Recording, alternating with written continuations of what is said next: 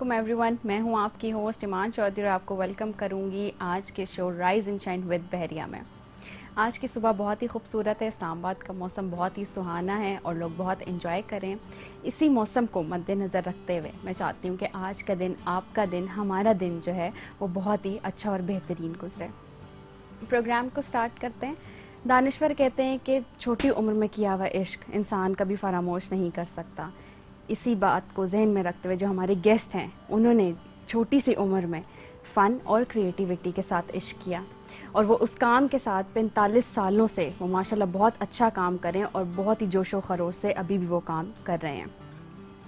हमारे जो गेस्ट हैं वो किसी तारुफ के मोहताज नहीं, यूनिवर्सिटी में बच्चा बच्चा उनको जानता है। इस्लामाबाद कैंपस बहरिया यूनिवर्सिटी में जब मीडिया हाउस स्टार्ट हुआ तब से वो इसके साथ मुंसलिक हैं। उन्होंने अपना कैरियर पेंटिंग और क्रिएटिविटी में डिप्लोमा हासिल करके स्टार्ट किया। उसके बाद उन्होंने पाकिस्तान नेवी को ज्वाइन किया। पाकिस्तान नेवी की रिटायरमेंट के बाद उन्होंने टोयोटा कंपनी के लिए JPC बोर्ड बनाया, जो कि पाकिस्तान में सिर्फ वही बनाते हैं और बाहर के मुल्कों में जापान जो है वो उस डिवाइस को बनाता है। और आप जैसे देख रहे हैं आज जिस सेट पे हम मौजूद हैं ये भी उन्हीं का बनाया हुआ है। तो आइए अपने गेस्ट को वेलकम करते हैं और आपसे मिलवाते हैं, हम उनसे बहुत अच्छी बातें करेंगे और मैं उम्मीद करती हूँ कि आपको आज बहुत मज़ा आने वाला है। अस्सलाम वालेकुम सर। वालेकुम अस्सलाम। कैसे हैं सर आप? शुक्र अल्हम्दुलिल्लाह, ठीक ठाक। कैसे एंजॉय करें सर आज आप इस्लामाबाद का इतना सुहाना मौसम? ये माशाल्लाह बहुत प्यारा मौसम है आज, क्योंकि इस्लामाबाद में जो मौसम होता है वो नेचुरल होता है बिल्कुल ही। बिल्कुल। जिस तरह कराची में आप देखती हैं वहाँ पे क्वेटा की हवा जो है वो उसके ऊपर काफ़ी असर पड़ता है कराची के ऊपर, लेकिन यहाँ चूँकि इसका अपना मौसम है तो सर्दी भी शदीद होती है और गर्मी भी शदीद होती है जी। और बाहर भी आपको यहाँ पे नज़र आ सकती है, यहाँ पे नज़र आती है बल्कि, और ख़िज़ान भी यहाँ पे अपने जोबन पे होता है जिस तरह आजकल ख़िज़ान चल रहा है आजकल। तो प्यारा मौसम है, अच्छा मौसम। और लोग इसी मौसम के जो है दीवाने हैं, इस्लामाबाद के दीवाने। जी जी जी बिल्कुल, कुदरती मौसम है इस वास्ते जी बिल्कुल। सर आपने अपनी ज़िंदगी में मतलब तख्ती से शुरू किया हुआ सफ़र और कंप्यूटर की एडिटिंग तक का जितना भी सफ़र है, हम चाहते हैं कि आप अपनी ज़ुबानी हमें सुनाइए। जी ऐसा है कि मैं जिस इलाके का रहने वाला हूँ यानी बन्नू का, वहाँ गवर्नमेंट हाई स्कूल नंबर 3 बन्नू एक सरकारी स्कूल था, उससे वहाँ से मैंने मैट्रिक किया। तो मेरी ड्राइंग काफ़ी अच्छी थी। गर्मी की छुट्टियों में उस वक़्त ये 76 की बात कर रहा हूँ, 76 की 76 में मैंने वहाँ से मैट्रिक किया। और उस वक़्त आम ट्रेंड ये था कि जब गर्मियों की छुट्टियाँ होती थी जो कि 2.5 महीने तक की होती थी जी। उसमें कापीज़ के ऊपर हम लोग पूरा जो कोर्स होता था वो उतारते थे, वो यही हमारा होमवर्क होता था। तो उसमें फिर मुझे अपना वो एक डिस्कवर हो गया कि जी मेरी राइटिंग अच्छी है, क्योंकि कापी के ऊपर जिसकी कापी अच्छी होती थी तो उसको ही स्कूल में अप्रिसिएशन मिलती थी। तो वहाँ से मुझे बूस्ट मिला। तो मैट्रिक मैंने आर्ट्स में किया और मेरी ड्राइंग की जो बुक्स होती थी, जो कापीज़ होती थी ड्राइंग की, तो जो सीनरीज़ वगैरह मैं बनाता था, तो टीचर जो है वो जो जब फाइनल एग्ज़ाम के बाद टीचर मेरी कापियाँ जो है वो ले लेते थे और उसको फ्रेम करके वो फिर अपने घरों में लगाते थे उसको। तो इससे फिर का बहुत ज़्यादा मुझे एक तरह से जहन जो मैं सेल्फ मोटिवेट हो गया कि मुझे आर्टिस्ट ही बनना चाहिए। उसके बाद फिर 76 में जब मैंने मैट्रिक किया बन्नू से, तो मैंने पेशावर से फ़ाइन आर्ट कॉलेज से मैंने डिप्लोमा लिया कैलीग्राफी और वाटर कलर पेंटिंग्स वगैरह में। तो चूँकि मेरे अंदर बचपन से ही एक आर्टिस्ट तो मौजूद था और मुझे फ़ाइन आर्ट से काफ़ी शौक़ भी था, तो मेरा जहन में यही था कि मैं इसी को अपना प्रोफेशनल बनाऊंगा। बिल्कुल। तो आपको ये क्रिएटिविटी और ड्राइंग जो है आपको फैमिली से शौक़ हुआ या खुद से? नहीं, फैमिली में तो ये है कि आपको शायद मालूम हो कि हम लोग जिस तरह फ़ाइन आर्ट कैलीग्राफी को छोड़ के उसमें जो बाकी ड्राइंग्स वगैरह है उसकी तो कभी भी KPK में हमारे जो जिस तरह हमारा बैकवर्ड इलाका है उसमें कभी भी आपको यानी बच्चों को ये नहीं कोई कह सकता कि आप तस्वीरें बनाएं या फिर ड्राइंग करें या कुछ ये वो। तो कैलीग्राफी एक अच्छी वो एक इस्लामी एक वो है एक ट्रेंड है, वो उसकी तरफ तो आप जा सकते हैं, लेकिन बाकी जो इसकी चीज़ें लवाजमात हैं जिस तरह फ़ाइन आर्ट की, उसमें स्कल्पचर है, उसके बाद उसमें ड्राइंग है, पोर्ट्रेट्स वगैरह हैं, और ये ये इसके लिए आपको कभी भी आपको वालिदैन सपोर्ट नहीं कर सकते। मेरे वालिदैन ने मुझे सपोर्ट किया लेकिन कैलीग्राफी की हद तक। बाकी जो स्कल्पचर है वो मैंने वो भी काफ़ी मैंने किया। और इसके अलावा मैंने पेंटिंग्स वगैरह वाटर कलर, जिस तरह वाटर कलर, और उसके बाद फिर जो है ऑयल पेंट, ये काफ़ी मैंने वहीं से सीखा। पेशावर से जब मैंने डिप्लोमा लिया तो मेरा यही वो था, एक मोटिव था मेरा कि मैं इसको एज ए प्रोफेशन अपनाऊं। लेकिन फिर ये है कि मैं पाकिस्तान नेवी में चला गया, वहाँ पे भर्ती हो रही थी। तो मैं जब भर्ती हुआ 79 में जी, तो ये मैंने पेशावर से डिप्लोमा लिया था। पेशावर से डिप्लोमा लेके मैंने गवर्नमेंट डिग्री कॉलेज बन्नू में मैंने एफए के लिए मैंने फर्स्ट ईयर मैंने वहाँ से वो किया, क्लियर किया जी। उसके बाद फिर मैं नेवी में भर्ती हुआ। तो फिर मैंने कराची से मैंने एफए और ग्रेजुएशन की कराची यूनिवर्सिटी से जी। वो भी फाइन आर्ट में ही। पाकिस्तान नेवी में तो आपको पता है प्रोफेशन तो फिर अलग ही होता है सारा।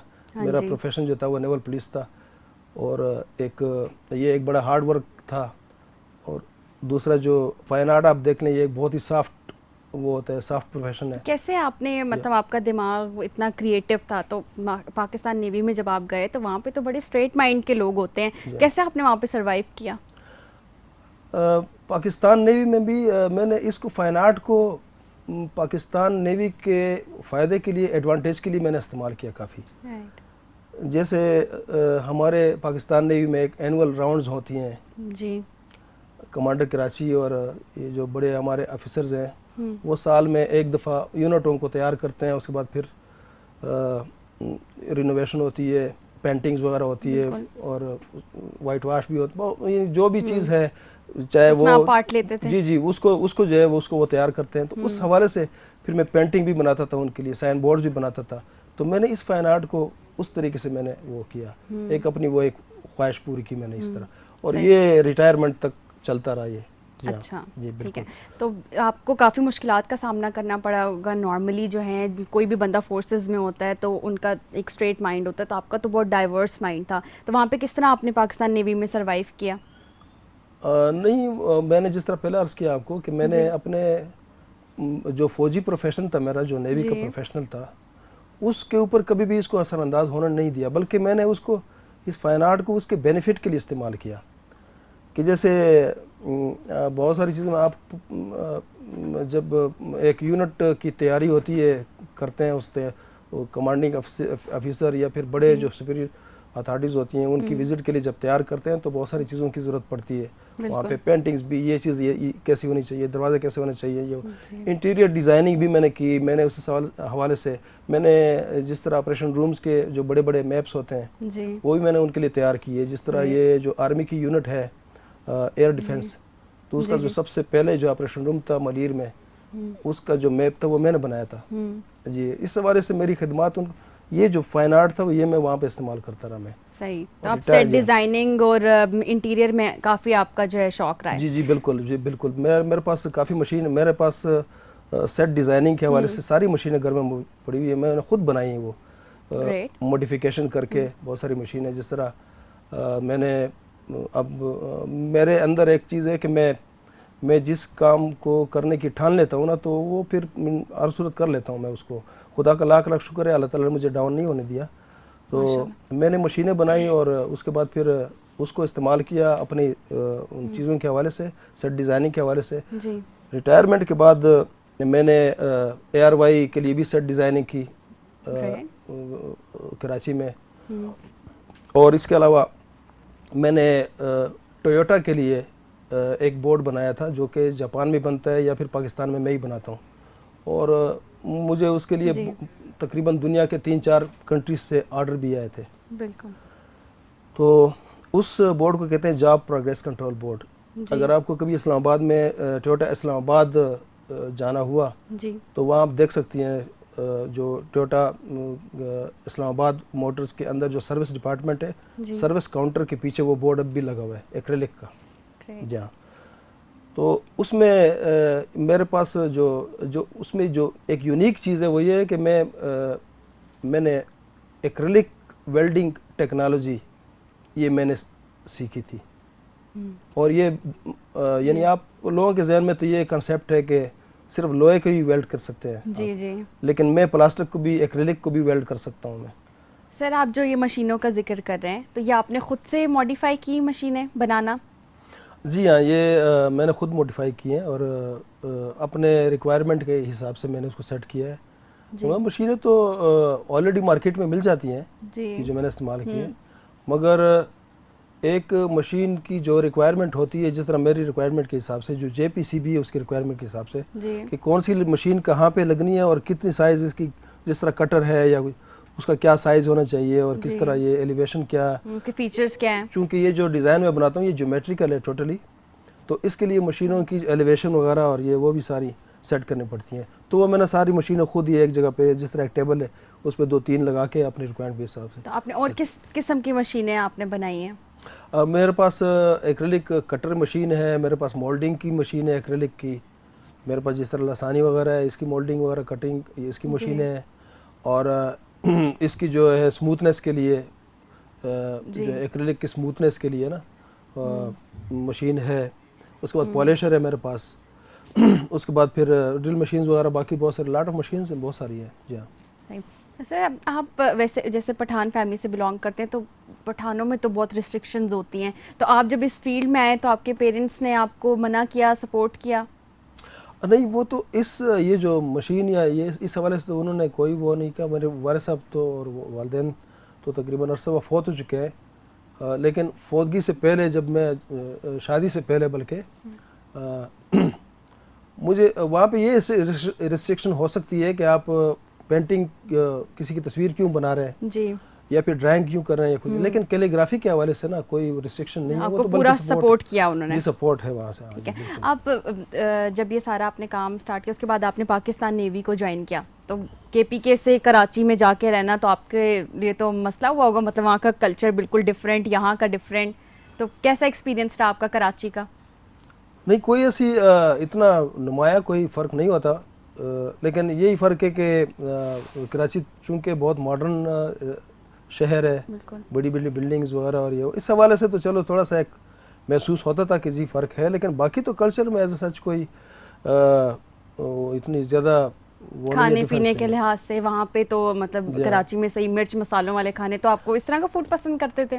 नहीं, वो तो डिफेंस फोर्सेस में तो एक बड़ा अच्छा खाना भी बहुत अच्छा होता है, और वो ऐसा नहीं होता मिर्च मसालों वाला या कुछ, वो बिल्कुल वो नॉर्मल खाना होता है जो कि सिर्फ आपके लिए नहीं बल्कि सबके लिए बनता है जी। चाय भी इसी तरह, उस राशन जो भी होता है वो बड़ा अच्छा राशन होता है। और जैसे फोर्सेस में आप रहे तो वहाँ पे तो जो है खुद सारे काम करना, तो आप करते हैं कुकिंग वगैरह में? जी, शौक मेरी था? जी कुकिंग तो मैं अंडा ही बना सकता हूँ या फिर चाय बना सकता हूँ ज़्यादा से ज़्यादा।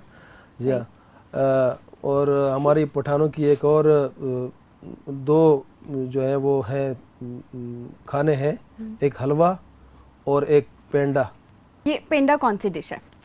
पेंडा एक एक बहुत अच्छा ट्रेडिशनल फूड है।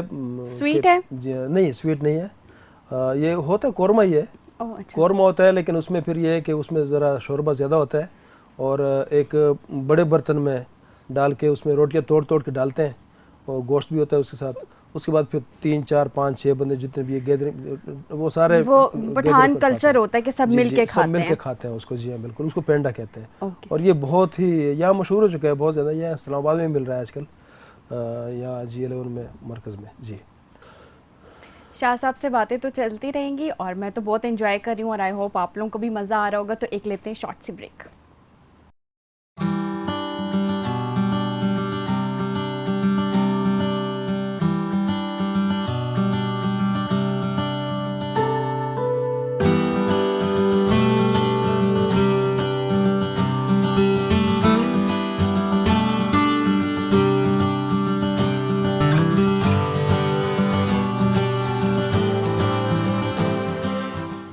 जी, welcome back from the break, और हमारे साथ मौजूद हैं सैयद अहमद शाह जी। सर, म्यूज़िक किस तरह का पसंद करते हैं आप?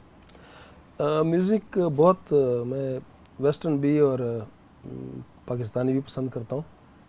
पाकिस्तानी में कौन सिंगर्स आपको बहुत पसंद है? जिस तरह ये मेहदी हसन है, उसके अक्सर मैं उसके जो सैड सॉन्ग्स हैं वो सुनता रहता हूँ, फिल्मी या क्योंकि ये हमारे जो अजीम अदाकार थे, जी वहीद मुराद हो गया, नदीम जी। हो गया ये, और उससे भी पुराने संतोष कुमार हो गया। जी जी हाँ, उसके बाद दिलीप फिर कुमार जी साहब। दिलीप, नहीं दिलीप कुमार तो इंडियन थे, संतोष कुमार पाकिस्तानी वो थे।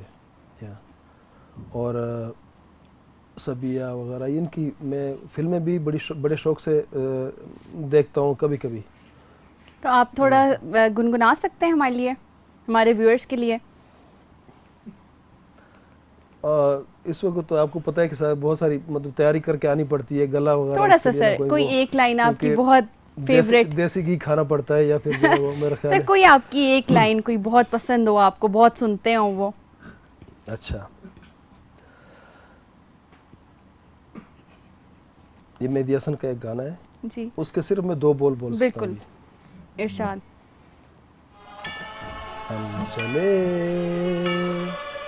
इस जहां से, दिल टूट गया यहाँ से, उन्हें दे दो खबर, मर चले हम मगर। सर हमने सुना है कि आपको वेस्टर्न में एनिग्मा बैंड जो है वो आपको बहुत पसंद, तो इसकी क्या स्टोरी है, ज़रा आप हमें बताएं, व्यूअर्स को बताएं। जी, वो ऐसा था कि ये जब मैं नेवी में भर्ती हुआ था जी 79 के बाद, तो एक ट्रेनिंग का ज़माना था। ट्रेनिंग का वो 2 साल के बाद जब हम थोड़े से रिलैक्स हो गए, जी तो सदर में मेरी पोस्टिंग थी, कराची सदर में। तो हम लोग हमेशा अक्सर ये करते थे कि ड्यूटी टाइम के बाद ना आखिरी शो हम लोग देखते थे निशात सिनेमा में। कराची का एक बड़ा कराची में। प्रोमिनेंट सिनेमा था निशात सिनेमा, अब भी है। तो निशात सिनेमा में जाते थे, तो वो वहाँ फिल्म शुरू होने से पहले तकरीबन आधा घंटा या 40 मिनट तक ये एनिग्मा म्यूज़िक जो है वो ये बजता था, वो चलाते थे उसको। उनके स्पीकर भी काफ़ी अच्छे थे जी और बड़े बड़े स्पीकर्स थे, तो इनकी जो जो जो जो इसकी जो बीट थी वो काफ़ी हमें पसंद थी। तो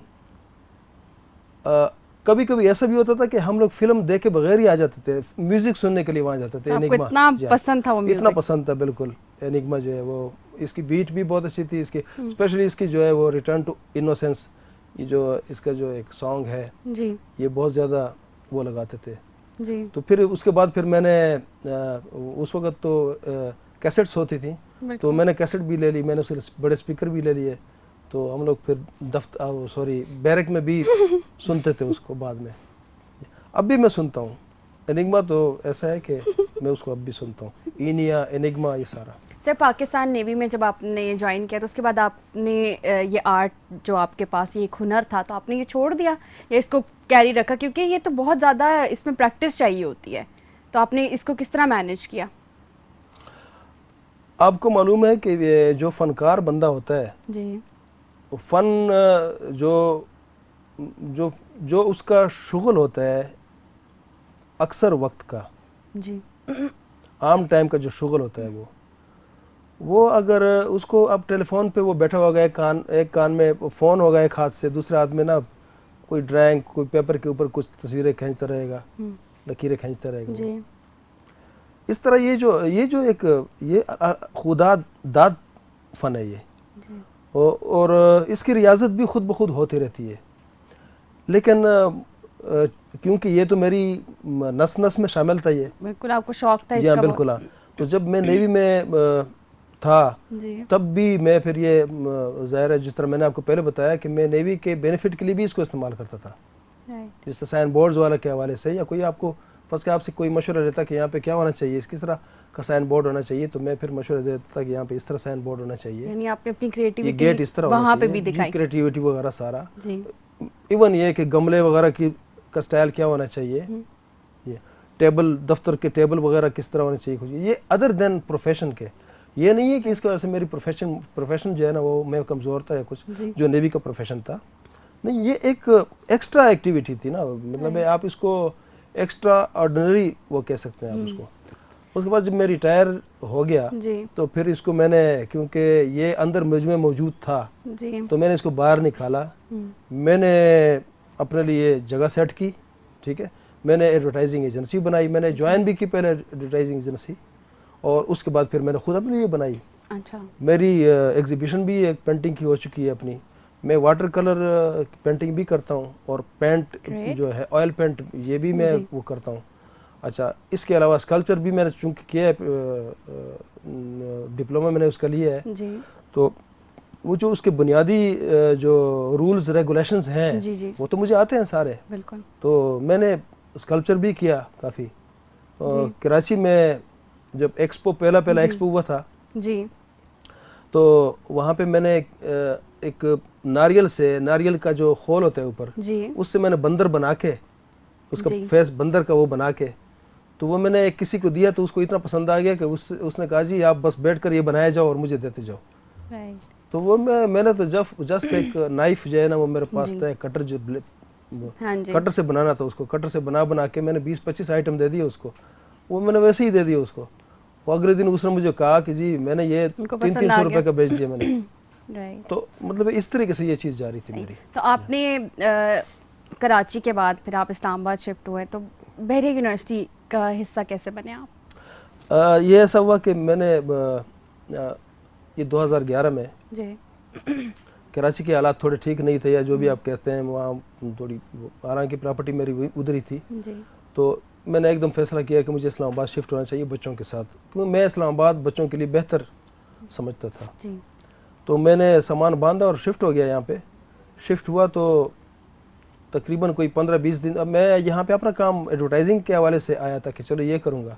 जी लेकिन बेरिया यूनिवर्सिटी की ये वैकेंसी एक पब्लिश हुई, मीडिया लैब नई नई बनी थी इनकी, जी ये नीचे जो बेसमेंट में थी, जी जी उसमें इनकी इनको एक बंदा चाहिए था सेट डिज़ाइनिंग के हवाले से। जी तो मैंने उसमें अप्लाई किया और खुदा का शुक्र है कि वो ये जॉब मुझे मिल गई। जब मुझे ये जॉब मिली तो उसके बाद फिर अल्लाह ताला ने बड़ा करम किया मेरे ऊपर। जी साथ साथ मैं ये दूसरा काम भी करता रहा, टोयोटा वाला जो है, टोयोटा जी का वो वेंडरशिप भी मेरे पास है टोयोटा की, वो भी करता रहा। तो आज तक जो है वो यूनिवर्सिटी में ही, ये 5 साल मुझे हो गए तकरीबन। जी तो 5 साल तक मुझसे जितना हो सकता था यूनिवर्सिटी के जी। लिए मैंने तो वो माशाल्लाह किया। बहरिया यूनिवर्सिटी जो मीडिया लैब है ये दिन ब दिन तरक्की की तरफ जा रही है, तो अब माशाल्लाह। इनका चैनल भी जो है वो आगे, तो आप जी हाँ। कैसा फील कर रहे हैं? मैं बहुत ही ज़्यादा खुश हूँ इस बात पे और वेरी प्राउड कि मैं इस पूरी टीम का एक हिस्सा हूँ।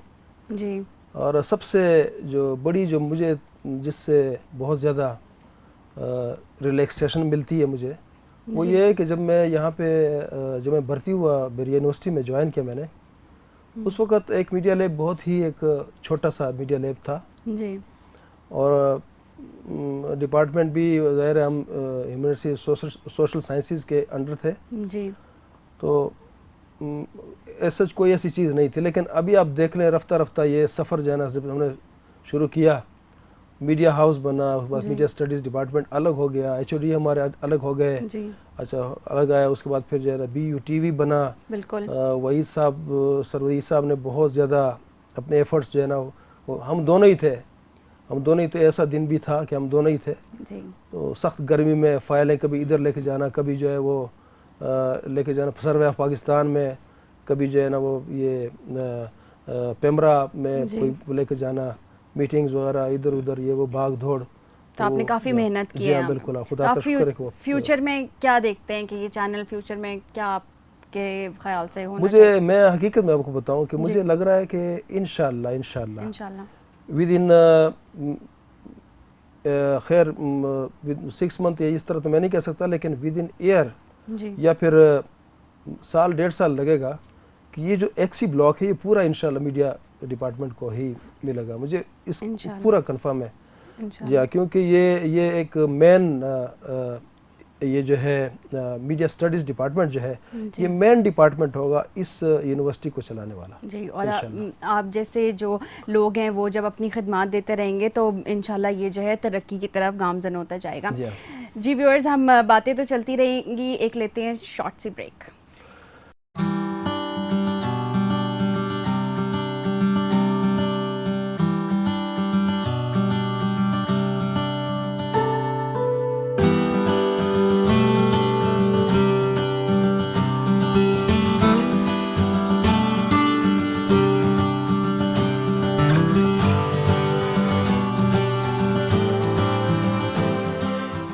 Welcome back from the break. हमारे साथ बहुत ही स्पेशल गेस्ट मौजूद हैं। सर, ये सेट आपने खुद डिज़ाइन किया, तो आपको आज कैसा लग रहा है उसी सेट पे आप एज अ गेस्ट आज मौजूद हैं हमारे साथ? जी बहुत मैं खुशी महसूस कर रहा हूँ। पहले तो मैं दूसरे लोगों को देखता था, गेस्ट वगैरह को देखता था कि मेरे सेट पे ये बैठे हुए हैं, और लेकिन आज जब मैं खुद बैठा हुआ हूँ तो मुझे उससे भी बहुत अच्छा फील हो रहा है, बहुत ज़्यादा, और प्राउड भी मुझे फील हो रहा है बहुत ज़्यादा। सर, आपको कैसे ये आइडिया आया कि आपने ये कलर्स, ये थीम चूज़ करनी है जो मतलब हमारे सेट पे कलरफुल सा हो और लोगों को भी पसंद आए? कैसे आइडिया आया दिमाग में? जो हमारे सीनियर प्रोड्यूसर नदीम साहब हैं जी, तो क्रिएटिविटी उनकी है, और इमरान साहब की है, इमरान जो हमारे एनिमेटर हैं। जी, हाँ, तो उन्होंने मुझे कहा कि इस तरह का एक सेट जो है वो उन्होंने कंप्यूटर के ऊपर एक खाका सा बनाया, उसमें आपको अपना आइडिया दे दिया। आइडिया दे दिया इस तरह होना चाहिए। मैंने कहा ठीक है, बिल्कुल इस तरह होगा। ये जनरल सेट भी उन्होंने आइडिया दिया था और ये भी दोनों। तो फिर ये मैंने रात दिन मेहनत करके अपनी मशीनें यहाँ लेकर आया था मैं, और एक बहुत ही नॉमिनल उस पर जो है कॉस्ट पे जी, मैंने खुद रात दिन मेहनत करके खुद ही अकेले में सारा इंस्टॉल किया था। सारा काटनी जो भी इसके अंदर मटेरियल इस्तेमाल हुआ है वो खुद अपने हाथ से मैंने परचेज़ किया मार्केट से, और इसकी जो एलिवेशन है, इसकी जो इंस्टॉलेशन है, इसकी जो फिक्सिंग है, सारी मैंने अपने हाथों से की। तो सर माशाल्लाह आप इतने एनर्जेटिक हैं, तो घर में आप बच्चों के साथ कैसा बिहेव करते हैं? कि मतलब बहुत स्ट्रिक्ट पेरेंट हैं या बहुत फन लविंग है? नहीं, शुक्र अल्हम्दुलिल्लाह, बच्चों से मुझे जो है बहुत ज़्यादा इनके साथ मैं, क्योंकि मेरे अंदर एक फ़नकार है असल बिल्कुल। में, तो मैं मतलब वो एक रवायती वो नहीं हूँ कि जी बच्चों को जो लोग कहते हैं कि जी शेर की आंख से देखो, वो चीज़ नहीं है मेरे अंदर बिल्कुल ही। खुदा का शुक्र है, ये मेरे साथ बहुत ही ज़्यादा फ्रेंडली, मैं भी इनके साथ फ्रेंडली हूँ, और इनके ये जो भी इनकी ख्वाहिशात होती हैं या कुछ वो, तो ये ख़ुद ही उसको अपनी लिमिटेशन को देख कर ना वो करते हैं। मतलब खाने पीने से लेकर शादियों तक का मैंने आज तक इनको कभी भी बाउंड नहीं किया। तो आप उनको सपोर्ट करते हैं? सपोर्ट करते हैं बिल्कुल, हाँ जी। लेकिन ये है कि उनको ये कहता हूँ मैं कि जो भी डिसीजन आप लेते हैं ना जी, तो वो आप ऐसा डिसीजन होना चाहिए जो उनके लिए कि भी बाद में फायदेमंद पछताए हो। नहीं आप। बिल्कुल, राइट। तो आपके सर दोनों बेटे माशाल्लाह इसी फील्ड से वाबस्ते हैं, तो आपने उनको फोर्स किया कि नहीं मैं इस फील्ड में हूँ तो इस फील्ड में हूँ, या उनका खुद ही से शौक बचपन से आपको देखते तो खुद ही से शौक डेवलप था? नहीं, मैंने इनको फोर्स तो खैर किसी भी चीज़ में मैंने नहीं किया इनको। जी, माशाल्लाह पढ़ना लिखना भी इनका खुद अपना वो है, एक इनका एटीट्यूड ऐसा है, वो पॉजिटिव है बहुत ज़्यादा। हाँ, जो छोटा जो मेरा बेटा है शहरियार जो है, जो प्रोड्यूसर है आपके उसका प्रोग्राम का, जी, ये इसको मैंने जब ये मिडिल में पढ़ रहा था उस वक्त से मैंने कहा ये मीडिया में जाएगा। उस वक्त मैंने अरीना में इसको ना कराची में दाखिला दिलवाया था इसको, और पढ़ रहा था। उसके बाद इस्लामाबाद में भी अरीना में, और ये यहाँ उसके बाद फिर ATV में इसकी इंटर्नशिप लग गई थी। यहाँ पे भी मीडिया डिपार्टमेंट में अभी 7वें सेमेस्टर में। जो बड़ा है सुन यार, ये तो कभी भी मैंने नहीं सोचा था कि मीडिया में जाएगा, ये कभी भी मैंने सोचा नहीं था। लेकिन चूँकि एक जहन जो है वो घर का माहौल और सारा वो जो है मीडिया का ही है, बिल्कुल, वो मेरी अपनी जो प्रोफेशन मेरा है वो भी मीडिया यही है, तो इसलिए ऑटोमेटिकली इन्होंने वो किया था। बिल्कुल ही जी। सर, आपकी ज़िंदगी में कोई बहुत खुशगवार लम्हा गुजरा हो तो मैं चाहती हूँ कि आप हमारे व्यूअर्स के साथ शेयर करें। खुशगवार लम्हे तो बहुत होते हैं, बहुत हैं मेरी ज़िंदगी में जो गुजरे, लेकिन एक दोस्तों के साथ ना गेट टुगेदर बड़ा याद आता है मुझे। और ये उन दिनों की बात है जब मैं मैट्रिक करके हम लोग फारिग हो गए थे, तो बन्नू में 2 ही सिनेमा थे, एक सलीम थिएटर और एक रीगल सिनेमा। तो उन दिनों दिल लगी जो पुरानी पाकिस्तानी फिल्म है बड़ी अच्छी, नदीम की, नदीम और शबनम की, ये फिल्म लगी हुई थी और इसके टिकट नहीं मिल रहे थे। तो टिकट के ऊपर काफ़ी रश था और एक ही विंडो थी टिकट की, तो कोई चांस नहीं था टिकट का, हमने फ़िल्म देखनी थी। तो मुझे मेरे दोस्तों ने भी पैसे दिए और अपने भी मैंने कंट्रीब्यूशन की हमने। तो मुझे दोस्तों ने सब लोगों को जो इतना रश था उसके ऊपर चढ़ाया, लोगों के ऊपर चढ़ के ना, तो मैंने विंडो में जब हाथ घुसेड़ दिया नीचे अंदर वो डाला मैंने हाथ, तो मेरा हाथ फंस गया और मेरे हाथ में टिकट तो आ गया, टिकट उसने टिकट कलेक्ट, वो जो उसने थे वो टिकट जो देने वाला था, उसने टिकट तो दे दिए थे मुझे, लेकिन मैं हाथ निकाल नहीं सकता था उससे। रश बहुत तो ना वो बाकी बंदे निकाल सकते थे ना मैं निकाल सकता था जी। तो तकरीबन आधा घंटा तक इसी चक्कर में मैं ऊपर से शोर करता रहा कि मेरा हाथ टूट गया, नीचे वाले कहते थे भाई तुम हाथ निकालो, नीचे वाले कहते थे इस तरह। तो आधा घंटा तक इसी तरह इसी कश्मकश में गुजरा। तो काफी यादगार आपका हाथ निकल बिल्कुल, आया। हाँ बिल्कुल खुदा का शुक्र है। टिकट मैंने लिया, फिल्म देखी, उसके बाद फिर जाए वो। ठीक है जी, thank you so much sir, आपके साथ आज बहुत मज़ा आया और आई होप व्यूअर्स आपको भी बहुत मज़ा आया होगा। आप अपना फीडबैक देते रहिएगा, एक नए शो के साथ, एक नई एपिसोड, एक नए गेस्ट के साथ इंशाल्लाह हम फिर हाजिर होंगे। Still then keep watching view TV. अल्लाह हाफिज़।